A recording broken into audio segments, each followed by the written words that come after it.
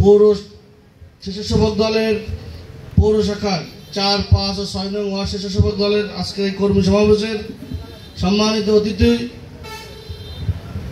সাবেক ছাত্রনেতা, আমাদের সবার রাজনৈতিক গুরু এবং এই স্বেচ্ছাসেবক দলের সম্মানিত সভাপতি, আমাদের 4-5 ওয়ার্ডের এবং তথা মাগুরা জেলা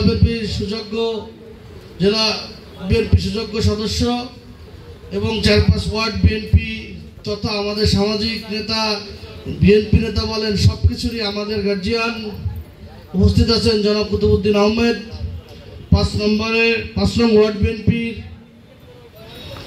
নবনির্বাচিত সম্মানিত সভাপতি জনাব আব্দুল সালাম শেখ উপস্থিত আছেন, আমাদের স্বেচ্ছাসেবক দলের সম্মানিত সিনিয়র যুগ্ম আহ্বায়ক জনাব দুর্লভ ভাই উপস্থিত আছেন, পৌর স্বেচ্ছাসেবক দলের সম্মানিত সদস্য জনাব মিঠু উপস্থিত আছেন, বন্ধুবার স্বেচ্ছাসেবক দলের সদস্য রাজু, ওয়ালিদ, সম্মানিত বড় ভাই জেলা স্বেচ্ছাসেবক দলের সদস্য আয়াতুল্লাহ রুমি, বন্ধুবার চাচা মনির সদস্য এবং ইব্রাহিম এবং যুগ্ম আহ্বায়ক আরমান হোসেন আমাদের জেলা স্বেচ্ছাসেবক দলের সহ সামনে যারা উপবিষ্ট আছেন সবাইকে আমার প্রাণপ্রিয় সংগঠন বাংলাদেশ জাতীয়তাবাদী স্বেচ্ছাসেবক দল মাগুরা জেলা শাখার পক্ষ থেকে রক্তিম অভিনন্দন ও সংগ্রামী শুভেচ্ছা।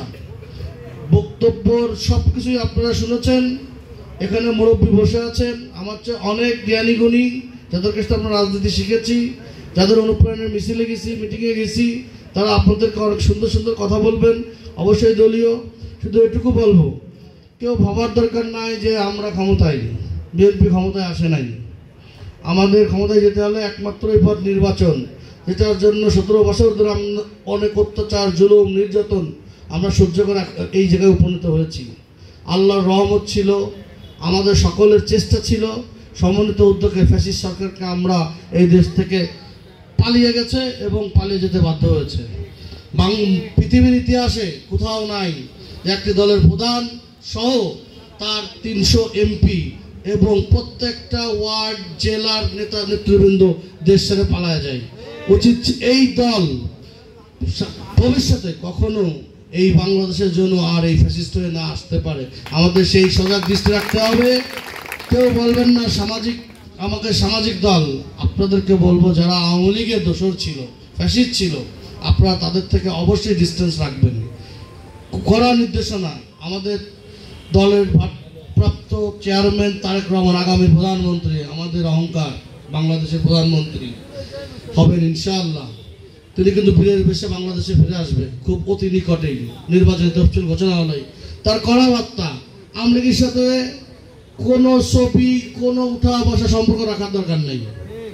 আমরা 17 বছর যদি দুটো ডাল ভাত খেয়ে থাকতে পারছি অত নির্যাতনের ভিতরে, এখন তো আল্লাহর রহমতে তার চেয়ে ভালো, আমরা ওরা ছাড়াই চলতে পারবো।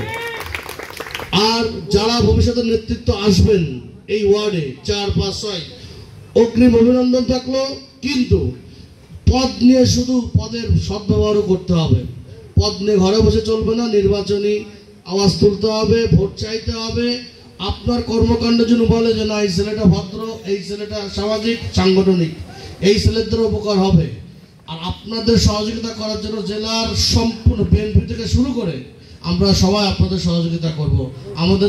আমরা যদি পেটে ব্যথা হলে ডাক্তারের কাছে যাই, রাজনৈতিক কোনো সমস্যা হলে আপনারা আমাদের কাছে আসবেন। আমরা না পারি, আমরা কুতুব মামা আছে, আমাদের জেলা নেতৃবৃন্দ আছে, আমাদের স্বেচ্ছাসেবক দল আছে, যুব দল আছে, সবাই আছে, সহযোগিতা করবে। নিজেদের ভিতরে নেতৃত্বের প্রতিযোগিতা বড় দলে থাকবেই। একই পদে আমি আপনি প্রার্থী হতে পারি, কিন্তু কখনো ব্যক্তিগতভাবে এটা নেওয়া যাবে না। কে কার লোক এটা ভাবা যাবে না। সবাই আমরা ধানের শীষের লোক, সবাই আমরা তারেক রহমানের লোক, সবাই আমরা বিএনপির লোক। আমরা বিএনপির অঙ্গ সহযোগী, পরিচয় একটাই, আমরা বিএনপির লোক, আমরা ধানের শীষের লোক। কখনো কারোর অসৎ কোনো কাজে লিপ্ত হওয়া যাবে না। কেউ উস্কানি দিল, ওরে মারো, ওরে কাটো, ওরে বাজে কথা বলো, খবরদার নিজের বিবেক খাটাবেন। সবারই কবরে যেতে হবে। আপনার দ্বারা যদি কেউ কষ্ট পায় মনে, কালকে আমাদের মধ্যে আপনার হিসাব দিতে করতে, ওই নেতা কিন্তু আপনার কখনো আপনার পাশে যে দাঁড়াবেন, আমার সবটাকে তাকে দেন। যাক, অনেক সময় হয়ে গেছে, বক্তব্য দীর্ঘায়িত করব না। আপনারা সুশৃঙ্খলভাবে বুঝেছেন, এর জন্য আন্তরিক ধন্যবাদ জানাই। ত্রুটি বিচ্ছুত হলে ক্ষমা চেয়ে নিয়ে আমি আমার বক্তব্য শেষ